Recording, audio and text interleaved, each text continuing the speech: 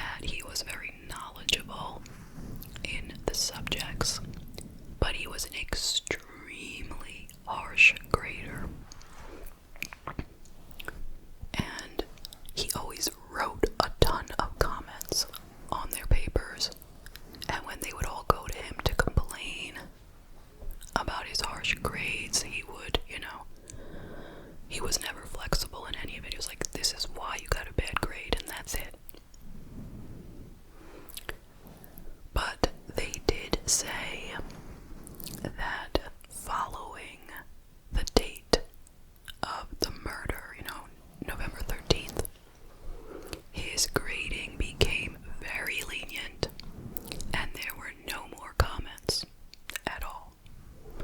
Maybe he wasn't even reading them anymore. He was too involved, and he just gave people grades. Just speculating. Don't know. He had also made a post on Reddit about 7 months prior to the crime, while he was still living in Pennsylvania, I presume, where he was asking for people to participate in a study of his. He was looking for criminals who had spent time in prison, and he asked these people to describe their thoughts, emotions, and actions from the beginning to the end of the crime commission process. He claimed to be working with 2 professors in doing this research, but we don't know if that is actually true or it was just his own research. So clearly he wanted to know what it felt like when you were committing a crime, what you were thinking, what's going through your mind. It's kind of something that most people are not really researching, but he was interested in that. On August 21st, Bryan was pulled over for not wearing a seatbelt in the vicinity of the Idaho house. What was he doing there in August? We don't know. But he didn't have any other legal history. So as we already have mentioned, on November 13th, there was this quadruple murder. On November 18th, Bryan changed his license plates. Kind of suspicious.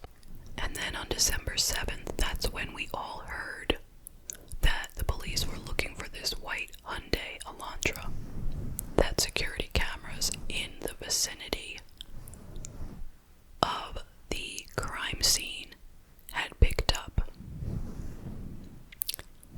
Now get this. December 15th, Bryan had asked his father to fly from Pennsylvania to where he lives in Washington to help him drive the car back to Pennsylvania. Do you follow that? You know, maybe it was because it was Christmas break time. I don't know exactly what the story was, but you know, he said to his dad, come fly here and help me drive the car. Like, why didn't he just say, okay, I'm gonna fly, I'm gonna leave my car here and I'm gonna fly to Pennsylvania to spend them? I don't know, but this is what happened. So his father came there, and then they drove the car 2,500 miles across country from Washington to Pennsylvania. Now, seems the police were already on his trail at this point, because while on this trip, they were stopped 2 times by the police. But it was at the request of the FBI, or they might have actually been FBI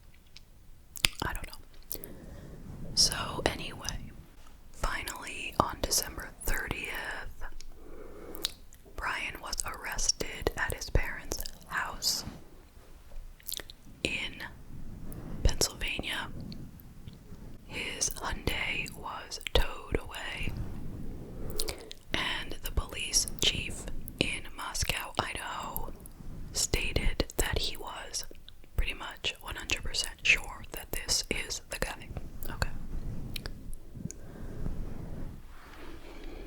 So, Bryan waived extradition, but yet he said that he is not guilty of the crime, but he would like to get on with, proving his innocence. Meanwhile, he had 5 defense attorneys. I heard they are all working pro bono, perhaps as a way to become famous. Just speculating, okay? I'm not trying to spread gossip, but that is what I've heard. And they all started working on the case right away before Bryan even got to Idaho. They were busy at the crime scene and, doing the research.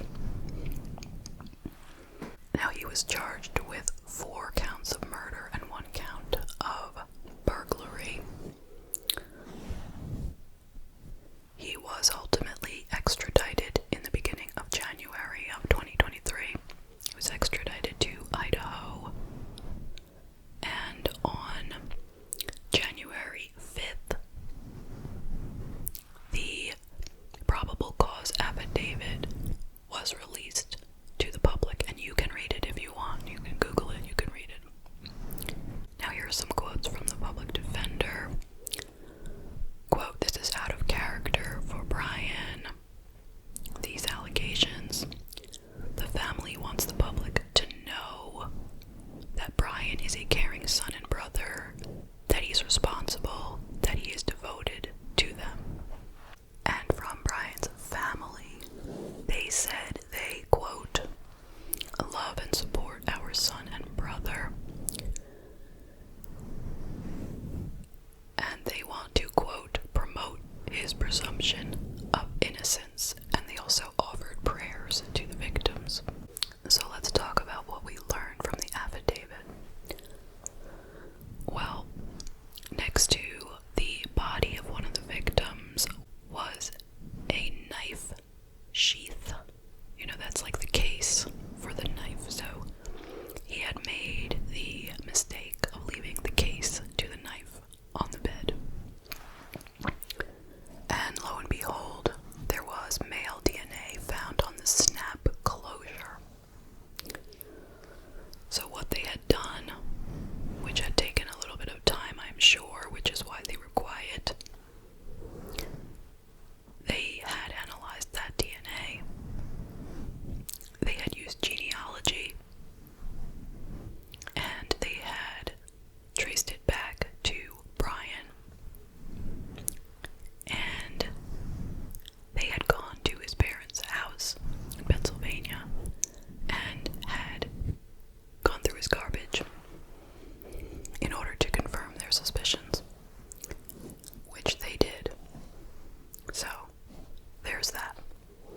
And it was said that leaving that piece of evidence was a, quote, rookie mistake, as you can imagine. So anyone who thought he was, this criminal mastermind, he left the knife sheath.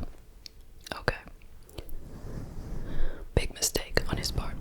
Now, one of the biggest revelations from the affidavit has to do with one of the surviving roommates. And even when we first heard the story, nobody could really understand what was going on with the 2 surviving roommates. People were saying, why didn't they hear anything? Like, what is the story about, when they made the report? It was very vague. We were all wondering what had happened. We didn't know. Had they seen the actual victims? Had they been locked out of the victims' rooms and they weren't sure why? Like, we didn't know. So we have a little more clarity, but we're still missing a lot here. One of the surviving roommates, who they're calling DM, her initials, and I'll just keep it that way. DM, she had heard a noise at around 4 a.m. She thought it was Kaylee playing with her dog, so I guess she heard some barking. Then she said she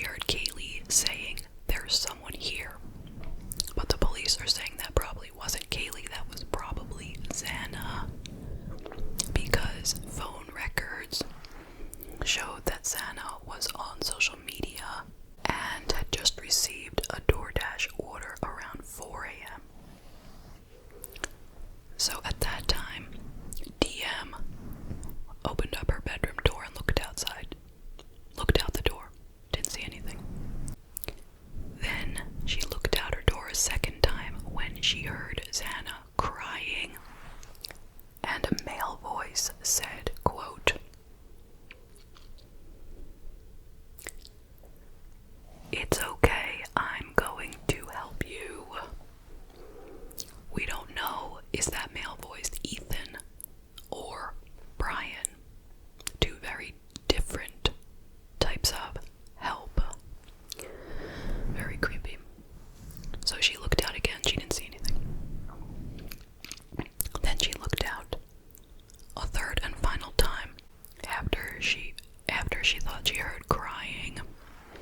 And at this point, as she stood there in the doorway of her bedroom, she saw a man dressed in black, wearing a mask. We don't know what kind of mask, was it a, COVID type mask or what, He was about 5'10". He was not muscular, but looked athletic. He had bushy eyebrows. And she says she was frozen in shock as she saw him walk by and exit out of the sliding glass door. So at that time, she locked her door. And we don't know anything that happened after that point with her. All we know is that that happened around 4 in the morning. Or 4:20, something in that vicinity. And nobody called 911 until around 11:50 in the morning the same day. So we're all trying to figure out what happened here, and I'll talk about it later. I'll talk about my thoughts. So, anyway, this white Hyundai was captured on security cameras in the, neighborhood around 4:20, 4:25. The car was driving quickly out of town, heading towards Pullman, Washington, they say.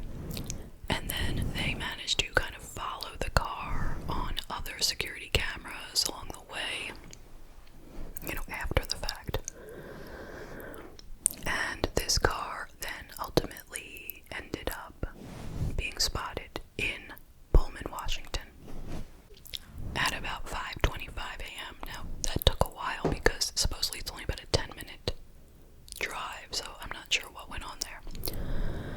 But anyway, the Washington State University police, they looked into their database for a white Hyundai sedan, and they found Bryan with this car registered in Pennsylvania.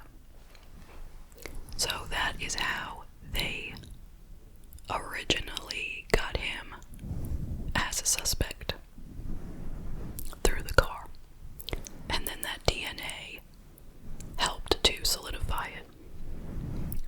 Now, some more things about Bryan's cell phone, the pings, his location, and all that. It was found that his phone had been in the area near the scene of the crime 12 times since June, and all of the times were either in the very late night or very early morning. Another very meaningful piece of information is that around 9 a.m. on the day of the crime, so after the crime had occurred, 9 a.m.,